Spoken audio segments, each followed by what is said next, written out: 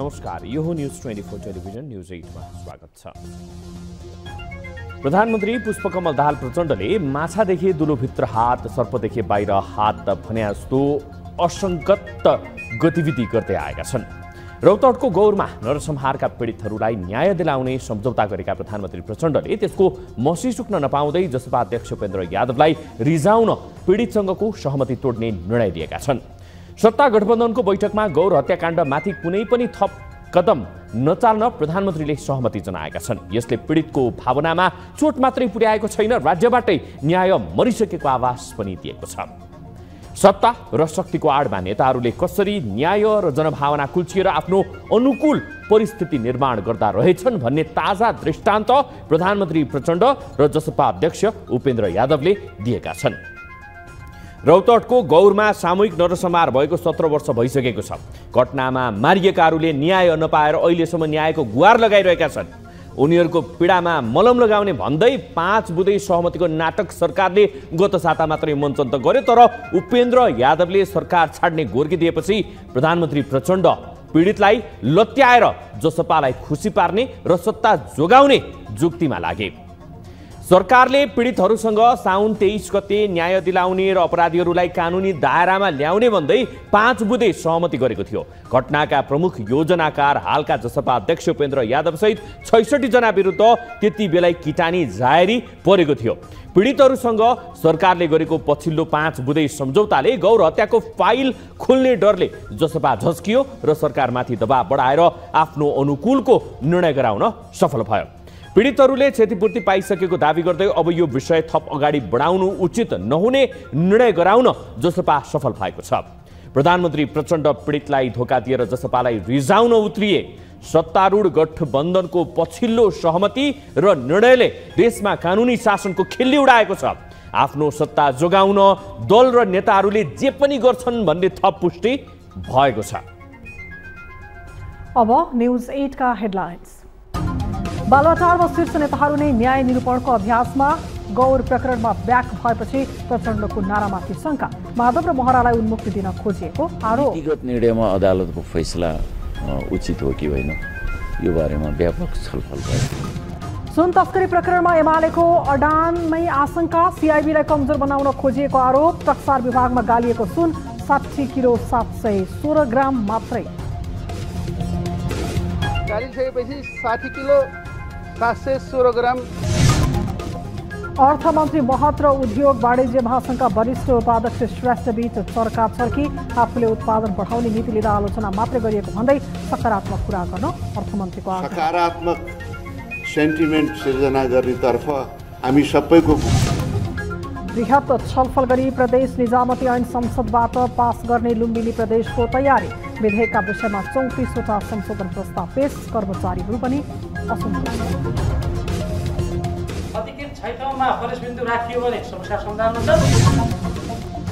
र नेपालको वामपन्थी आन्दोलन जगाउन प्रतिनिधि सभा विघटन गरेको एमाले अध्यक्ष केपी ओलीको दावी। माधव नेपालले दक्षिणपन्थीलाई सत्ता सुम्पिन हदैसम्म गिरेको आरोप।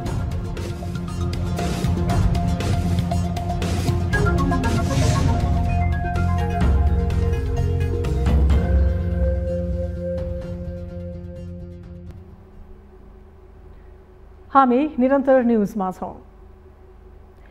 नेकपा एमालेका अध्यक्ष केपी शर्मा ओलीले असंवैधानिक ढंगले संसद विघटन गरेपछि लोकतन्त्रलाई खतरा भयो भन्दै प्रचण्ड, माधव नेपाल सहितका नेताहरू कांग्रेस सभापति शेरबहादुर देउवालाई प्रधानमन्त्री बनाएका थिए। त्यही विषयलाई लिएर प्रचण्ड, माधव नेपाल सहितका नेताहरू लोकतन्त्रको रक्षामा आफ्नो भूमिकाको बखान गरेर थाक्दैनन्। न्याय, समानता, सुशासन र भ्रष्टाचारको अन्त्य मूल मन्त्र हो भन्नेहरू उनीहरू बालुवाटारमा शीर्ष नामधारीको इच्छामा कानुन मिच्ने काम मात्रै गरिरहेका छैनन्, संविधान कानुनको ठाडो उल्लङ्घनमा उद्धत देखिएका छन्। एक रिपोर्ट। नेपालीमा एउटा उखान नै थियो, न्याय नपाए गोर्खा जानु। न्याय निरूपणमा राम शाहले दिएको योगदानको उपज नै न्यायका लागि गोर्खा परिचित भएको विश्वास गरिन्छ। न्याय र समानताको पक्षमा वकालत गर्ने माओवादी केन्द्रका अध्यक्ष पुष्पकमल दाहाल प्रचण्ड पनि गोर्खाबाट निर्वाचित भएर आए। पार्टी सानो भए पनि प्रधानमन्त्री बन्नै पर्ने मनसाय बोकेका उनी तत्कालीन कांग्रेस नेकपा एसको चुनावी गठबन्धन छाडेर एमालेको गठबन्धनमा सरकारको नेतृत्व गर्न पुगे।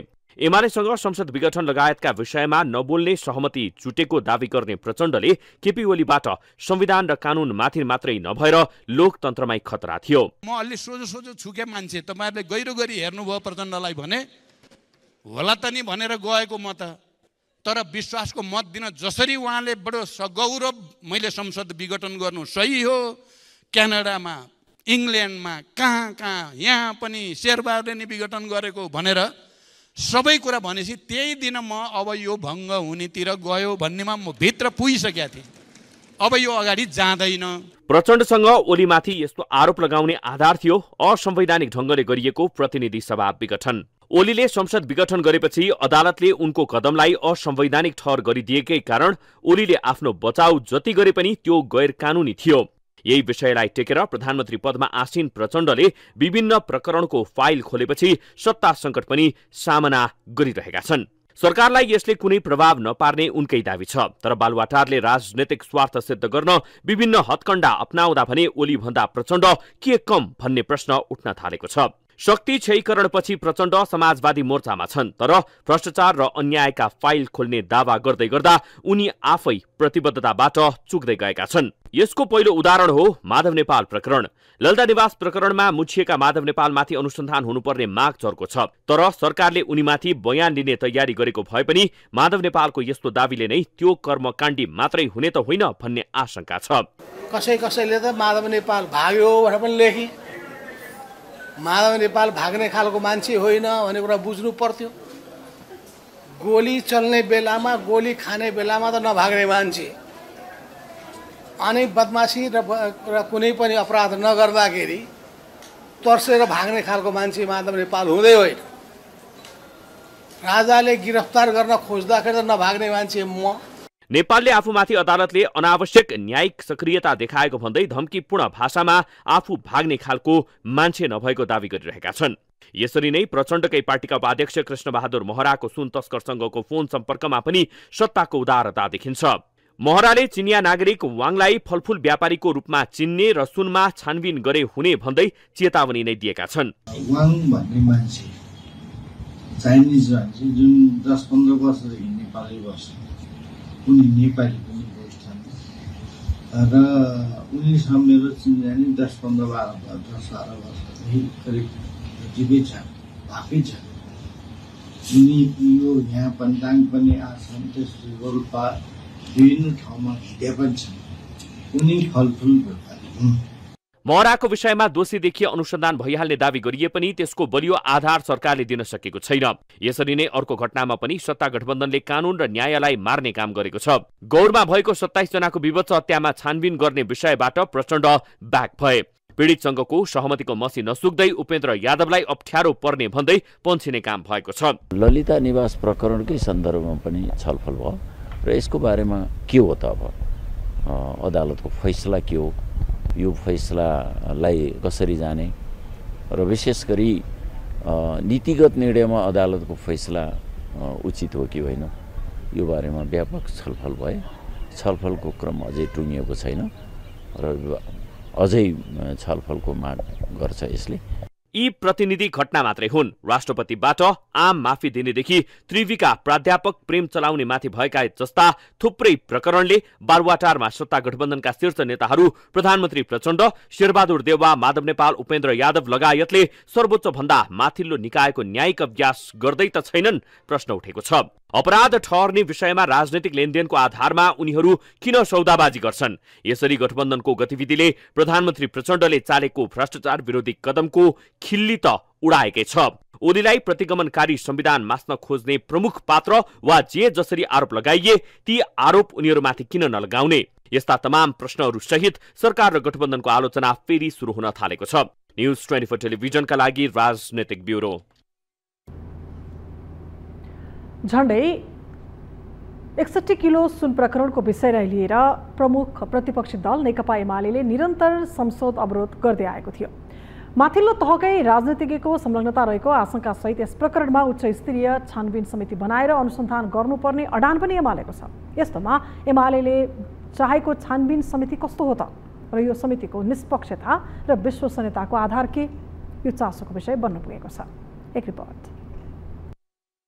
झण्डै 61 किलो तस्करीको सुन प्रकरणको अनुसन्धानमा नेपाल प्रहरीको केन्द्रीय अनुसन्धान ब्युरो CIB-लाई विश्वास गर्ने कि एमालेको माग अनुसारको उच्च स्तरीय छानबिन समिति बनाउने विषय झन्झन पेचिलो बन्दै गएको छ। सरकार र गठबन्धनले छानबिन समिति नबनाउने निर्णय नै गरिसकेको छ। उच्च स्तरीय आयोग माग्नु भने चाहिँ अहिले यो भइरहेको छानबिनलाई अवरोध गर्नु र यो केसलाई डाइल्युट गर्नु भन्ने खालको हामी सबैको छलफल रह्यो।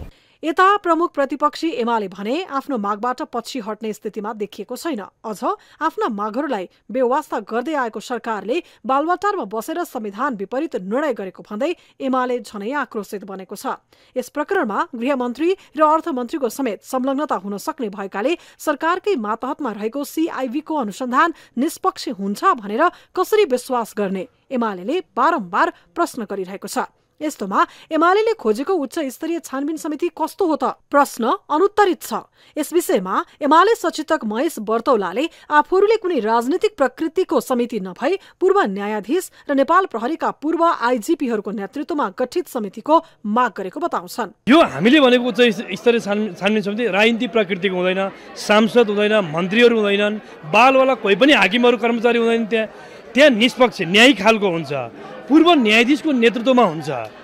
त्यो हामीले बनाउन खोजेको उच्च स्तरीय छानबिन समितिको कानुनी जाँचबुझ आयोग 2026 बमोजिम त्यस बमोजिम त्यो उच्च स्तरीय छानबिन समिति आयोग बन्छ। के आधारमा CIB-को अनुसन्धानमाथि प्रश्न गर्दैछ एमाले? 1. सरकारका मन्त्रीहरूकै संलग्नता नभएको भए ठूलो परिमाणको सुन कसरी भित्रियो? 2. CIB-ले अर्थमन्त्री र गृहमन्त्रीलाई अनुसन्धानको दायरामा ल्याउन सक्छ? 3. सुन प्रकरणमा नाम जोडिएका माओवादी उपमहासचिव वर्षमान पुन अनुसन्धानको दायरामा किन आएनन्? 4. भेपमा सुन भित्र्याएको विषयमा प्रमाणसहित बाहिर आउँदा पनि कृष्णबहादुर महरा र उनका 2 छोरामाथि CIB-ले किन मुद्दा चलाउन सकेन? यी यावत प्रश्नहरूको बलमा एमाले निरन्तर CIB-को अनुसन्धानमाथि शंका गर्नु स्वाभाविक पनि देखिन्छ। तर आफू अनुकूल हुँदा CIB-को अनुसन्धान ठिक र प्रतिपक्षमा पुगेपछि भने बेठिक भन्ने प्रवृत्तिले समग्र प्रहरी संगठन नै कमजोर नहुने आधार के? त्यसैले सरकारले समयमै शंकाको दृष्टिले हेरिएका यस्ता विषयलाई चिर्न र सांगठनिक अपराधको अनुसन्धान गर्ने जिम्मेवारी पाएको CIB-लाई राजनीतिक दबावबाट मुक्त राखेर अनुसन्धान गर्न दिनु नै उत्तम विकल्प हो। न्यूज 24 टेलिभिजनका लागि क्यामेरामा प्रभात थापाका साथमा टिभी जर्नलिस्ट शीतल रिजालको रिपोर्ट। सरकारले बारम्बार निजी क्षेत्रसँगको साझेदारीमा अघि बढ्ने प्रतिबद्धता जनाइरहन्छ, तर निजी क्षेत्र भने सरकारले आफूलाई बेवास्ता गरेको आरोप लगाइरहन्छ। निजी क्षेत्रको समस्यातर्फ सरकारले ध्यान नदिएको उद्योग व्यवसायीहरूको गुनासो रहिरहँदा अर्थमन्त्री डाक्टर प्रकाश शरण महतले नेपाल उद्योग वाणिज्य महासंघका वरिष्ठ उपाध्यक्षलाई मंगलबार सार्वजनिक कार्यक्रममै गजबले झपारेका छन्। एक रिपोर्ट। सरकार र निजी क्षेत्र बीचको मनमुटाव नौलो कुरा होइन, तर सरकारले निजी क्षेत्रसँगको साझेदारीमै सरकार अघि बढ्ने प्रतिबद्धता जनाउनु भने पछि पर्दैन। सरकार र निजी क्षेत्रका प्रतिनिधि बीच सार्वजनिक रूपमै आरोप प्रत्यारोप सवाल जवाब भइरहन्छन्। मंगलबार काठमाडौँमा आयोजित सरकारी कार्यक्रममा यस्तो दृश्य देखिएको छ। कार्यक्रममा अर्थमन्त्री डाक्टर प्रकाश शरण महत र उद्योग वाणिज्य महासंघका प्रतिनिधिहरू बीच चर्का चर्किने परेको छ। राजस्व संकलन कसरी गर्ने भन्ने विषयमा छलफल गर्न भन्दै आन्तरिक राजस्व विभागले आयोजना गरेको कार्यक्रममा नेपाल उद्योग वाणिज्य महासंघ FNCCI-का वरिष्ठ उपाध्यक्ष अञ्जन श्रेष्ठले सरकारलाई आरोप लगाए भने अर्थमन्त्री डाक्टर प्रकाश शरण महतले उपाध्यक्ष श्रेष्ठलाई सार्वजनिक रूपमै हप्काए। महासंघका वरिष्ठ उपाध्यक्ष श्रेष्ठले कृषि क्षेत्रमा मूल्य अभिवृद्धि कर भ्याट लगाएर सरकारले महँगी बढाउन खोजेको भन्दै अर्थ मन्त्रालयको कर नीतिको आलोचना गरेका थिए। उनले अर्थतन्त्र खराब हुँदा पनि सरकारले केही काम गर्न नसकेको गुनासो गरेका थिए। हामी सबैलाई थाहै छ, हामी निजी क्षेत्रले अहिले चाहिँ अर्थतन्त्र एकदम गम्भीर अवस्थामा छौं भन्छौं, तर राज्यको तर्फबाट केही समस्याहरू छ भन्ने चाहिँ नि गरिएको छ। तर अर्थतन्त्र एकदमै झन्झन गम्भीर मोडमा पुगेको कुरा चाहिँ नि सबै माननीय मन्त्रीज्यू हुनुहुन्छ, सचिवज्यूहरू हुनुहुन्छ, यहाँ चाहिँ नि अर्थतन्त्रसँग सम्बन्धित विभागका अधिकृतज्यूहरू पनि हुनुहुन्छ। सबैलाई यो कुरा अहिले चाहिँ एकदमै मनन गर्नुपर्ने परिस्थितिहरू छ। श्रेष्ठपछि बोल्ने पालो पाएका अर्थमन्त्री डाक्टर महतले उपाध्यक्ष श्रेष्ठको अभिव्यक्तिको खण्डन मात्र गरेनन्, आक्रोशित हुँदै जवाफ फर्काए। अर्थमन्त्री महतले चेम्बरका अध्यक्ष र परिसंघका उपाध्यक्षले सकारात्मक कुरा गर्दा एफएनसीसीआईका वरिष्ठ उपाध्यक्षले निकै नेगेटिभ कुरा मात्र गरेर सरकार उलाको मनोबल घटाउने कुरा गरेको उल्लेख गरे। तपाईको संस्थागत धारणा के हो भन्दै उपाध्यक्ष श्रेष्ठलाई स्पष्ट पार्न मन्त्री महतले चुनौती दिए। अब एफएनसीसीआईका साथीले नेगेटिभ कुरा मात्रै यहाँ प्रस्तुत गर्नु, अस्ति भर्खर त्यसका अध्यक्षजीले धेरै कुरो राम्रो भइरहेको छ, अब खाली यसलाई चाहिँ एउटा सकारात्मक सेन्टिमेन्ट सिर्जना गर्नेतर्फ हामी सबैको भूमिका हुनु पर्यो भनेर अत्यन्त राम्रो कुरा गर्नुभएको थियो। अहिले ठिक्क उल्टो कुरा उपाध्यक्षजीबाट आयो। तपाईहरुको इन्स्टिट्युसनल सोच के हो, कलेक्टिभ सोच के हो, त्यो चाहिँ हामीलाई भन्नुस्। निकै आक्रोशित मुद्रामा प्रस्तुत भएका अर्थमन्त्री डाक्टर महतले श्रेष्ठप्रति व्यापार मात्र गर्ने गरेको टिप्पणी गरे। आफूले उत्पादन बढाउने नीति लिँदा सरकारको आलोचना गर्ने भन्दै मन्त्री महतले सकारात्मक कुरा गर्न आग्रह गरे। सरकारले निजी क्षेत्रसँगको साझेदारीमै काम गर्ने बताइरहँदा उद्योग व्यवसायका प्रतिनिधिहरूलाई नै ठाउँको ठाउँ झपार्ने अर्थमन्त्रीको शैलीले भने उद्योगी व्यवसायहरूलाई निराश बनाएको छ। न्यूज 24 टेलिभिजनका लागि टिभी जर्नलिस्ट सुस्मिता बानिया, काठमाडौँ। हामी निरन्तर न्यूजमा छौं। लुम्बिनी प्रदेशमा प्रदेश निजामती ऐनलाई व्यापक छलफल गरी संसदबाट पास गर्ने तयारी गरिएको छ।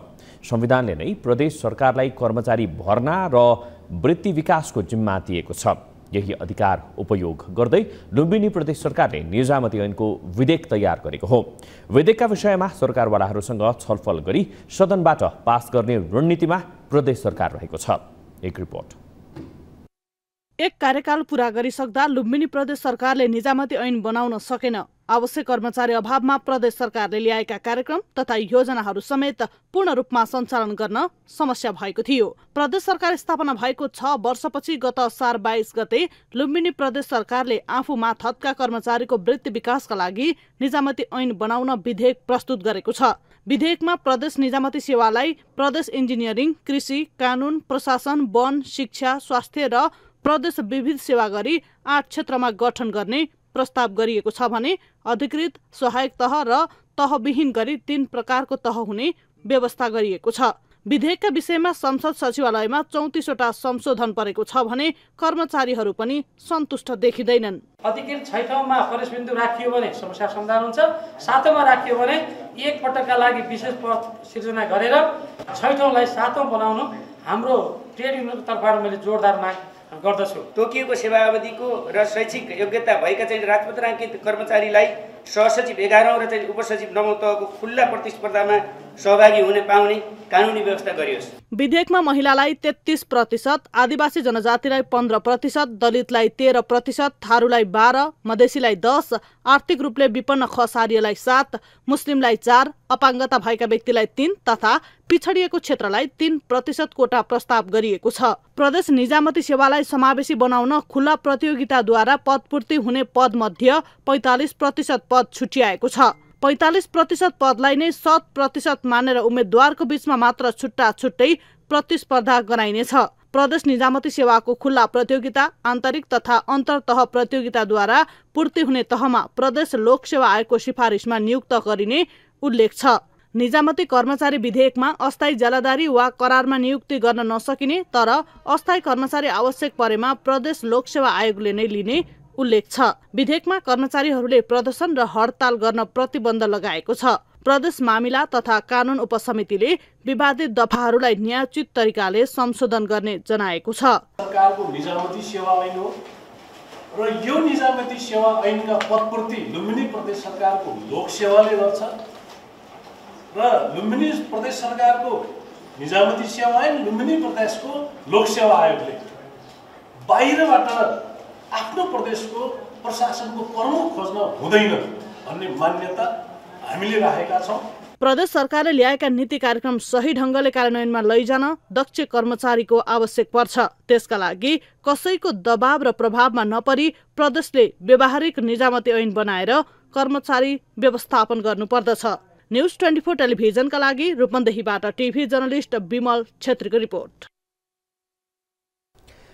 बर्दिया जिल्लामा बबई, मान र कर्णाली नदी जस्ता ठूला नदीहरू छन्। ती नदीहरूमा प्रत्येक वर्ष बाढीले स्थानीयलाई डुबानदेखि कटानसम्मको समस्या हुने गरेको छ। तर नदी तटबन्ध लगायतको व्यवस्थापनमा प्रभावकारी काम हुन नसकेको स्थानीयको गुनासो छ।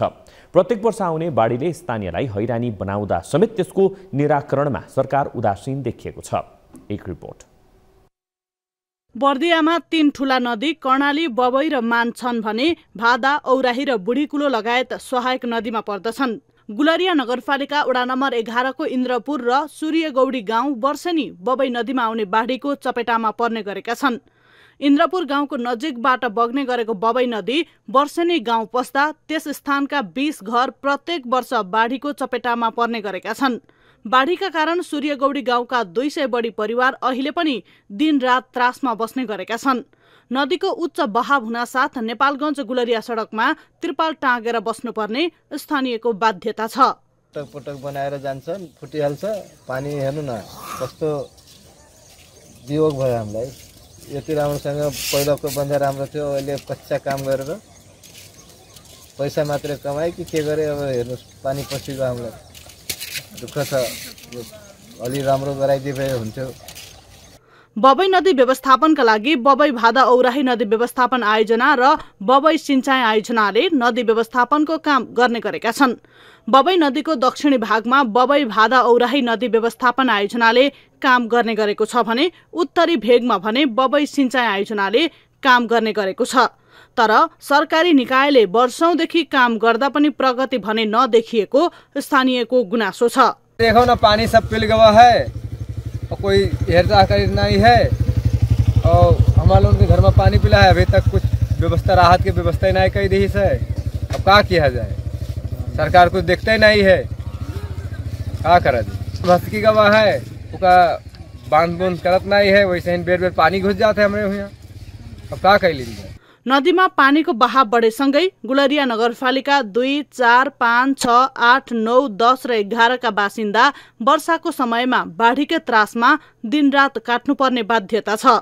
बर्दियामा नदी व्यवस्थापनको काम नभएको भने होइन, तर जुन गतिमा नदी व्यवस्थापनको काम हुनुपर्दथ्यो त्यो गतिमा काम नभएको स्थानीय जनप्रतिनिधि पनि स्वीकार छन्। गुलरियाको उता पारी साइडमा चारैतर्फबाट तटबन्धन गरेर सुरक्षित गरिएको छ।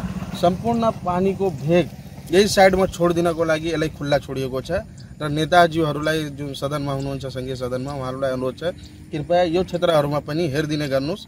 यो क्षेत्र हरेक वर्ष पानीले डुबानले गर्दाखेरि किसानहरू पीडित भएको अवस्था रहेको हुन्छ। बबई नदीको बाढी गाउँ पसेर सूर्यगौडी र इन्द्रपुर जस्ता गाउँहरू वर्षेनी डुबानमा पर्नु, गुलरिया नेपालगञ्ज सडकमा आवागमनमा समस्या हुने गरे पनि दीर्घकालीन समस्या समाधान गर्ने काम भने हुन सकेको छैन।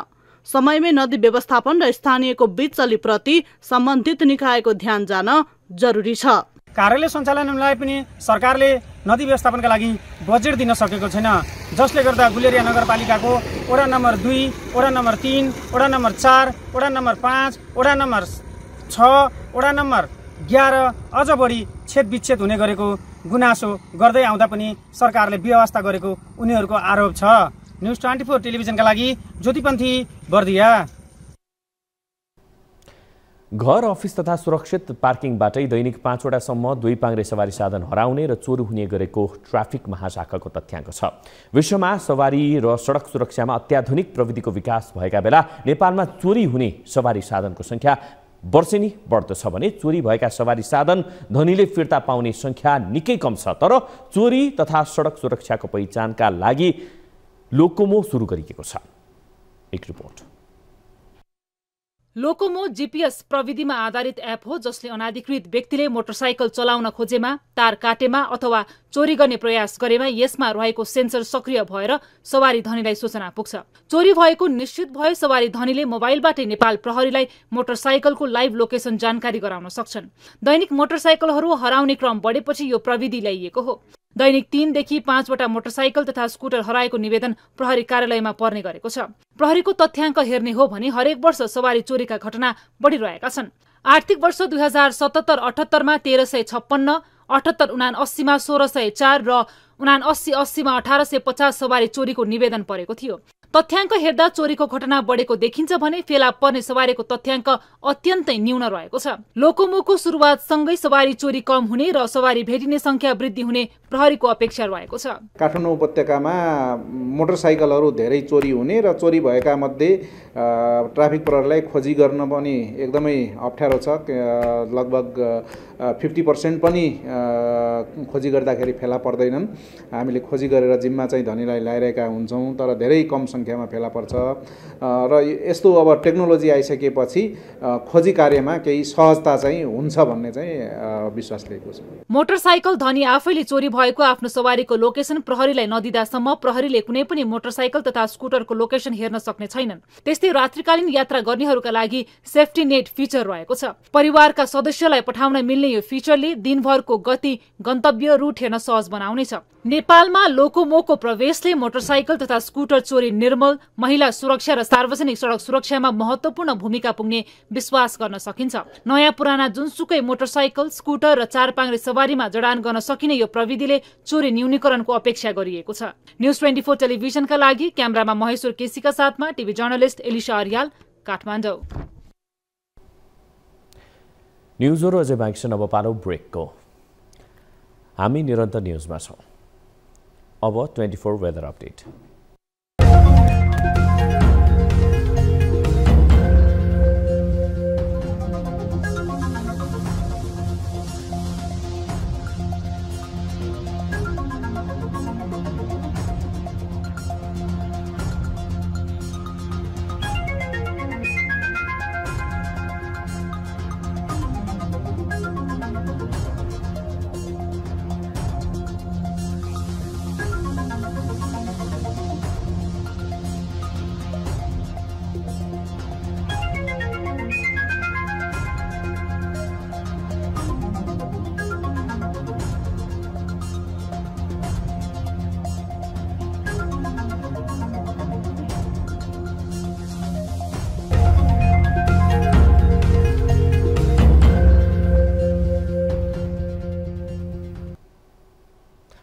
अब न्युज 8 को अन्त्यमा पुनः हेडलाइन्स।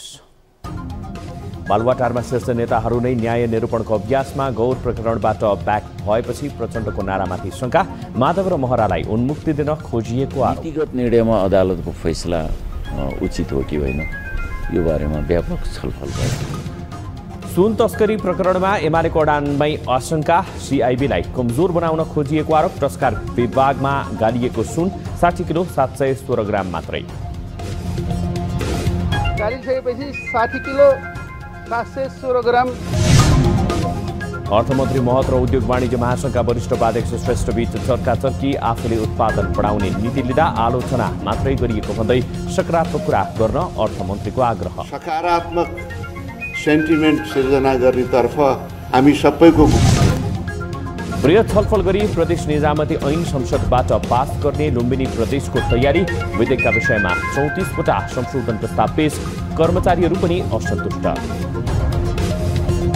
अधिकृत छैटौँमा फरेस्ट बिन्दु राखियो भने समस्या समाधान हुन्छ। र नेपालको वामपन्थी आन्दोलन जोगाउन प्रतिनिधि सभा विघटन गरेको एमाले अध्यक्ष केपी ओलीको दाबी। माधव नेपालले दक्षिणपन्थीलाई सत्ता सुम्पिन हदैसम्म गिरेको आरोप।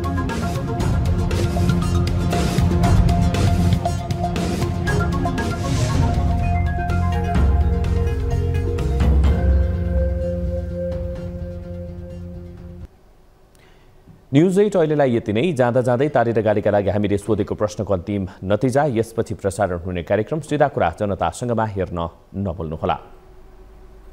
थप न्युजका लागि हाम्रो वेबसाइट www.news24nepal.com हेर्नुहोला।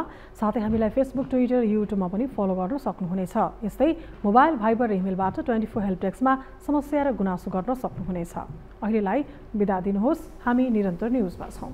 नमस्ते।